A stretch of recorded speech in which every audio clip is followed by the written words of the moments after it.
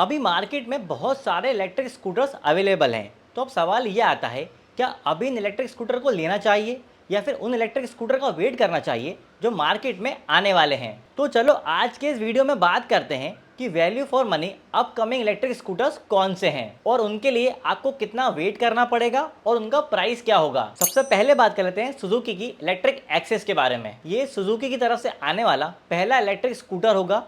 Suzuki ने इसे auto expo के अंदर डिस्प्ले भी किया था। अगर आप स्कूटर के बारे में डिटेल में जानना चाहते हैं तो ये वीडियो देख लीजिएगा, इसका लिंक मैंने डिस्क्रिप्शन में डाल दिया है। लेकिन अगर हम मोटा मोटा स्पेसिफिकेशंस की बात करें तो इस व्हीकल के अंदर 3.07 किलोवाट का फिक्स बैटरी पैक होगा। इसकी आईडीसी रेंज 95 किलोमीटर से और इसे पोर्टेबल चार्जर से 0 से 80% चार्ज करने में लगभग 4.5 घंटे का समय लगेगा। और अगर आप इसे फास्ट चार्जर से चार्ज करोगे तो 0 से 80% 1 घंटे 12 मिनट में ये चार्ज हो जाएगी। इसके अंदर 4.1 किलोवाट की साइड माउंटेड मोटर है। इसकी top speed 71 kilometre per hour है।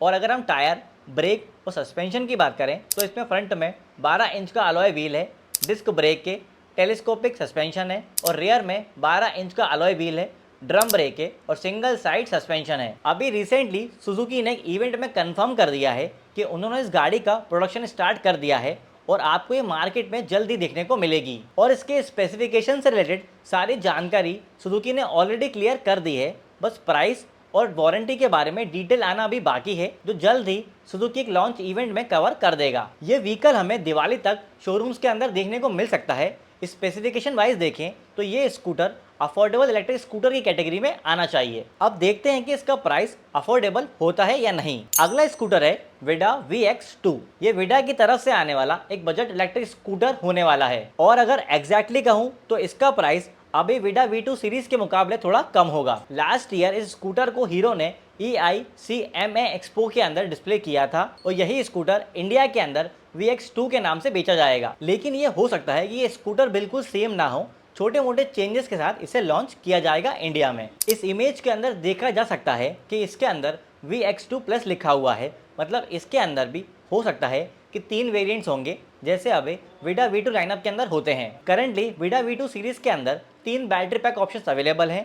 पहला है 2.2 किलोवाट आवर, दूसरा है 3.4 किलोवाट आवर और तीसरा है 3.9 किलोवाट आवर। ध्यान रहे कि विडा VX2 को बजट इलेक्ट्रिक स्कूटर बनाने के लिए हीरो वाले इसमें कॉस्ट कटिंग कर सकते हैं। मतलब इसमें फॉब की जगह फिजिकल की आ सकती है और टच डिस्प्ले की जगह TFT डिस्प्ले आ सकता है। विडा ऑफिशियली इसे जुलाई के अंदर लॉन्च कर सकता है, तो अगस्त में आप ये मान सकते हैं कि ये शोरूम में अवेलेबल होगा। अब बात कर लेते हैं ओला S1Z के बारे में, जिसका एक शोरूम प्राइस है 60,000 रुपए। इस गाड़ी के अंदर 1.5 किलोवाट आवर के 2 रिमूवेबल बैटरी पैक होंगे। अगर आप सिंगल बैटरी के साथ लोगे तो 75 किलोमीटर की रेंज होगी, डबल बैटरी में इसमें 140 किलोमीटर की रेंज होगी। इसके अंदर 3 किलोवाट की हब मोटर है। इसकी top speed 70 kilometre per hour है और 0 से 40 जाने में से 4.7 सेकंड का टाइम लगेगा। इसके अंदर 12 इंच के टायर्स होंगे और दोनों जगह आपको ड्रम ब्रेक्स मिलेंगे। ओला ने लास्ट ईयर S1Z के बारे में डिटेल शेयर करी थी। उन्होंने ये भी कहा था कि ये ओला की तरफ से पहली गाड़ी होगी जिसके अंदर भारत सेल 4680 केमिस्ट्री वाला यूज होगा और इसकी डिलीवरीज अप्रैल 2025 से स्टार्ट हो जाएंगी। लेकिन अभी तक इस गाड़ी की डिलीवरी स्टार्ट नहीं हुई है। पर ध्यान रहे कि ये प्राइस सिंगल बैटरी के साथ वाला प्राइस होगा। अगर आप डबल बैटरी के साथ स्कूटर परचेज करते हो तो आपको ज़्यादा पैसे देने होंगे। साथ ही इसके अंदर रिमूवल बैटरी होंगी जिसे बूट स्पेस के अंदर प्लेस किया गया है, तो इसके अंदर बूट स्पेस ना के बराबर होगा। कुछ टाइम पहले ओला के फाउंडर भावेश अग्रवाल ने इसकी एक वीडियो शेयर करी थी, जिससे पता चलता है कि ये प्रोडक्शन के लिए रेडी है और जल्द ही हमें शोरूम्स में देखने को मिल सकता है। मुझे लगता है कि ये गाड़ी 2025 के एंड तक हमें शोरूम्स में देखने को मिल सकती है। अब बात कर लेते हैं TVS जुपिटर इलेक्ट्रिक के बारे में। TVS ने मिड सेगमेंट में iQube के साथ और प्रीमियम सेगमेंट में TVS X के साथ एंट्री लेने के बाद अब बजट सेगमेंट में भी एंट्री लेने का फैसला कर लिया है। ऑटो कार के एक आर्टिकल के अकॉर्डिंग TVS एक एंट्री लेवल EV के ऊपर काम कर रहा है, जिसे वो फेस्टिवल सीजन के पहले मार्केट के अंदर लेके आ सकते हैं। अब क्योंकि ये iQube से नीचे वाला मॉडल होगा, इसलिए इसकी प्राइस भी iQube के मुकाबले थोड़ी कम होगी। अब क्योंकि इस व्हीकल की प्राइस कम होगी, इसलिए इसमें फीचर्स और परफॉर्मेंस भी थोड़ी कम ही रखी जाएगी। जैसे कि इसके अंदर छोटा बैटरी पैक हो सकता है और मोटर और डिस्प्ले में भी कुछ कमी की जा सकती है। देखो, अभी इस व्हीकल का नाम क्या होगा ये चीज़ क्लियर नहीं है, पर जिस हिसाब से TVS का पेट्रोल में जुपिटर फेमस है उस हिसाब से देखा जाए तो टीवीएस इसका नाम इलेक्ट्रिक जुपिटर रख सकता है। अभी ऑटो एक्सपो के अंदर हमने टीवीएस जुपिटर का सीएनजी वर्जन भी देखा था, और अगर टीवीएस जुपिटर सीएनजी को भी मार्केट के अंदर लेके आ जाता है तो टीवीएस जुपिटर एक ऐसा प्रोडक्ट बन जाएगा जो पेट्रोल, इलेक्ट्रिक और सीएनजी तीनों ही वेरिएंट के अंदर अवेलेबल होगा। वैसे लास्ट ईयर टीवीएस ने एक्सेल ईवी और ई एक्सेल नाम ट्रेडमार्क कराए थे, तो हो सकता है कि टीवीएस जल्दी इलेक्ट्रिक मोपेड भी लॉन्च कर दे। लेकिन अभी के लिए कह सकते हैं कि इसे शोरूम में देखने के लिए हमें ईयर एंड तक का वेट करना पड़ सकता है। अब बात कर लेते हैं विनफास्ट क्लारा एस के बारे में। भाई विनफास्ट एक वियतनाम की कंपनी है और लास्ट ईयर इन्होंने अपना इलेक्ट्रिक स्कूटर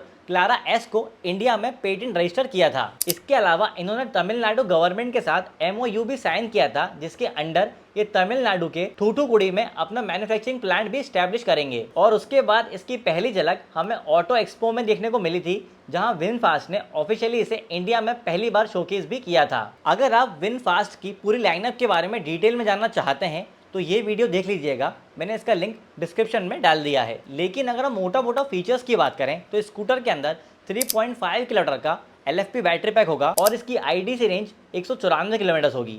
इसमें 3 किलोवाट की हब मोटर होगी और इसकी top speed 78 kilometre per hour होगी। इसकी प्राइस इंडिया में कितनी होगी ये चीज़ तो अभी क्लियर नहीं है, लेकिन अगर हम वियतनाम के प्राइस के हिसाब से इंडिया के प्राइस को मैच करें तो इसकी प्राइस वहाँ पे 1,20,000 रुपये के आसपास है। अब देखना ये होगा कि इस व्हीकल का प्राइस इंडिया में क्या होता है, और इसके लिए हमें 2026 तक का इंतजार करना पड़ सकता है। अब बात कर लेते हैं अल्ट्रावायलेट के टेसरैक्ट की। अल्ट्रावायलेट ने कुछ टाइम पहले ही अपना पहला इलेक्ट्रिक स्कूटर शोकेस किया था, जिसमें उन्होंने बहुत एडवांस और फ्यूचरिस्टिक फीचर्स भी डिस्प्ले किए थे। इसमें बेसिकली 3 वेरिएंट्स आएंगे। पहला है टेसरैक्ट 3.5, इसके अंदर 3.5 किलोमीटर का बैटरी पैक होगा। इसकी IDC रेंज 162 किलोमीटर होगी। दूसरा होगा टेसरैक्ट 5, इसके अंदर 5 किलोमीटर का बैटरी पैक होगा और इसकी IDC रेंज 220 किलोमीटर होगी।